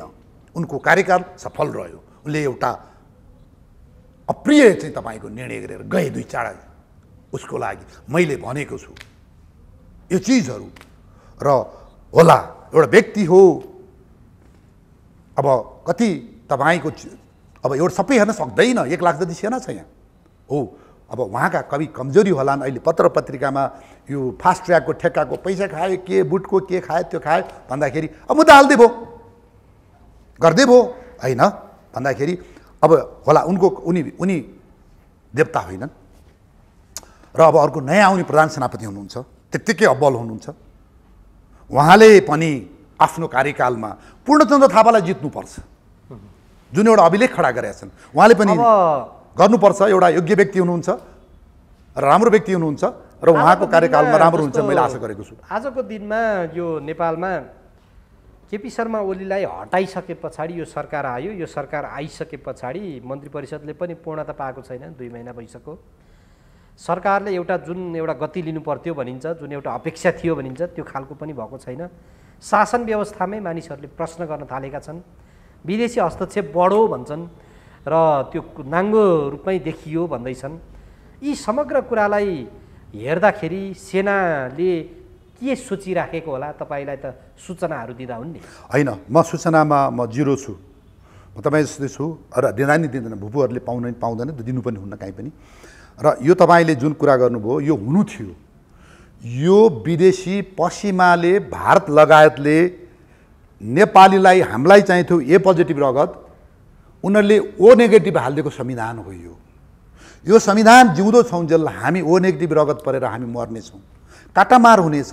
अहिले चाहिँ तपाईँका वडा सदस्य यो चाहिँ एमाले माओवादी काङ्ग्रेसका त्यो दाहिने बायाँ लाग्ने यो चाहिँ गुन्डाहरूले देशको बजेट खानेछन्। यिनीहरू मात्रै देशको यो तपाईँको चाहिँ तपाईँको धनी खानेछन् भन्दाखेरि यो प्रदेशमा हुने, स्थान विशेषमा हुने र केन्द्रमा हुने यो लुट्ठा चुडाइ देशमा भोलि चाइनिज आउँछ, पर्सि अमेरिका आउँछ, भारत आउँछ, सबै आउने यो गर्ने यो संविधान नै यही हो। हेर्नुहोस्, यो संविधानलाई तपाईँको विस्थापन गर्नै पर्छ, खारेज गर्नै पर्छ र नेपाललाई चाहिने एउटा संविधान हामीले बनाउनु पर्छ। यसमा नेपाली सेनाले 2टा प्रहरी, तपाईँको यो राष्ट्रिय अनुसन्धान विभागले धर्म नछोड तिमीहरूलाई धेरै कुरा थाहा छ, हेर देश बचाऊ, तिमीहरू चाँडो सुरक्षाङ्गहरू मिल, यस्ता देश मारा, ज्यान मारा, धन मारा, वन मारा नेताहरूलाई पाता फर्काएर देशलाई चाहिने एउटा डेमोक्रेसीको लागि हामीले विकल्प सोच्नुपर्छ। यहाँ जति पनि मान्छेहरू छन्, हेर्नुहोस् यो 2072 को संविधान हाम्रो नेपालको लागि ओ नेगेटिभ हो। यो युरोपियन युनियनको युरोप र डलरले बनाएको, यिनीहरूले नपढेको मैले यो यस्तो देखेको छु। यसलाई चाहिँ हामीले खारेज गर्नुपर्छ, विस्थापित गर्नुपर्छ। हेर्नुहोस्, संविधान नै खारेज गर्नुपर्छ होइन, पर्छ। It's not possible. देख्नु भएको छ तपाईँले, अहिले कति वर्ष भयो तपाईँको यो, तपाईँले सक्नुहुन्छ यो पार्टीको कार्यकर्तालाई चाहिँ तपाईँले जागिर दिनलाई? त्यो 9वटा मन्त्रीबाट अहिले 16-17 कति मन्त्री चाहिँ यो लुम्बिनी प्रदेशमा। अब 13 जना हुनुहुन्छ। सुन्नुहोस् न, अहिले 1 जना प्रधानमन्त्री र अर्को 4 जना मन्त्री भयो त यत्रो देश चल्दो रहेछ नि त, होइन त? अध्यादेशले त देश चल्यो त अहिले 1.5-2 वर्ष भएन। यत्रो यो सांसद किन चाहिँदो रहेछ त? पहिला सिडिओले गर्ने, एउटा अञ्चलाधीशले गर्ने ठाउँ अहिले तपाईँको चाहिँ यत्र मन्त्री यो चाहिँ सभासद किन चाहिँदो रहेछ त? अनि एउटा तपाईँको घरमा भर्ना गरेको नोकर चाकर जस्तो प्रदेश प्रमुख के अरे, कहिले को नियुक्ति, कहिले को नियुक्ति। हेर्नुहोस् त अहिले यहाँ अनि प्रदेश प्रमुख त्यो छ नि, त्यो यो हाम्रा राष्ट्रपति नै भनौँ न, होइन ती। अब हेर्नुहोस् यहाँ किनबेच, हेर्नुहोस् यो सांसदको लागि दौडादौडी यहाँनिर हेर्नुहोस्, किनबेच हेर्नुहोस् यहाँ यस्तो तपाईँको नक्सहरू, तपाईँको यो व्यवस्था संसारमा हेर्नुहोस्। यस्तो चिजहरू न यो ओलीले नियन्त्रण गर्छन्, न देउवाले गर्छन्, न यो प्रचण्डले गर्छन्, कसैले पनि। It's impossible. The problem is the constitution. हेर्नुहोस्, भनेपछि 7 दशक लगाएर 7 सालदेखिको प्लान थियो, त्यत्रो 17,000 चाहिँ नेपालीहरूको बलिदान पनि रह्यो। अरू धेरै कयौँ नेपालीहरूले त्यसमा बलिदान गरे।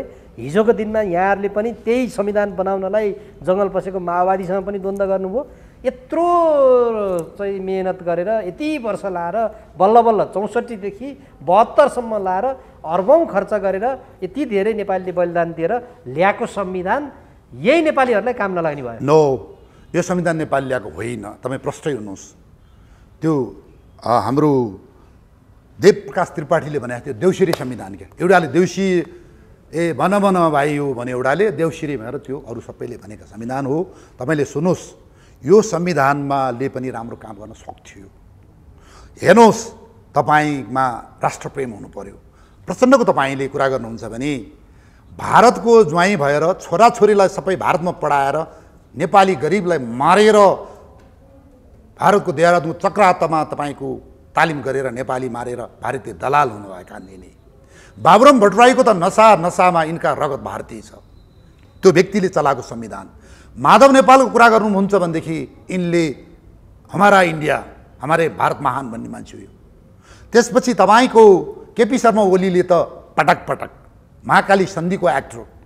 त्यसपछि अस्ति हेर्नुहोस्, यो उसले यो रको प्रमुखदेखि आएर यिनले कति गरेका छन्। यिनले भन्दा शेरबहादुरको कुरै नगर्छु भन्दा जसले अहिले यत्रो दुःख दिइरहेछन् भन्दा यी पात्रहरू नमरुन्जेल, यिनीहरूलाई जेल नहालुन्जेल, यिनीहरूकै कारणले गर्दाखेरि यो देशले दुःख पायो। र मैले भने यो देउसिरे संविधान नेपालले बनेको होइन र संविधान बनाउने बेलामा करोडौँ नेपालीले आफ्नो अभिमत दिएका थिए। भर्डिक्ट राज संस्था फाल्ने कि नफाल्ने, धर्मनिरपेक्ष बनाउने कि नबनाउने, संहिता राख्ने कि नराख्ने, त्यो सब पहिला पोको पारेर खोल्दै नखोल। बाबुराम भट्टराईले के भन्यो, 100%ले चाहिँदैन भने पनि हामी यो संविधान ल्याएरै छोड्छौँ भनेर त उसले च्यालेन्ज गरेछ नि त, होइन र? भन्दा न तपाईँको अभिमत छ त्यहाँ जनताको, तपाईँ लाट ठोक्नु भएको छ त्यतिखेर, अनि पश्चिमाको तपाईँको अर्बौँ खर्बौँ पैसा खाएर हेर्नुहोस् भन्दा यो नेपाली जनताको लागि ओ नेगेटिभ रगत हो। यसले काटमार जन्माउनेछ, यस्तै भ्रष्टाचारीहरू गर्नेछन्। यहाँ चाहिँ फेरि देश अफगानिस्तान पहिलाको अफगानिस्तान हुनेछ। हेर्नुहोस्, हुन्छ, समय दिनुभयो। म यहाँलाई धन्यवाद र आभार व्यक्त गर्छु। सम्पूर्ण नेपालीलाई फेरि मेरो नमस्कार।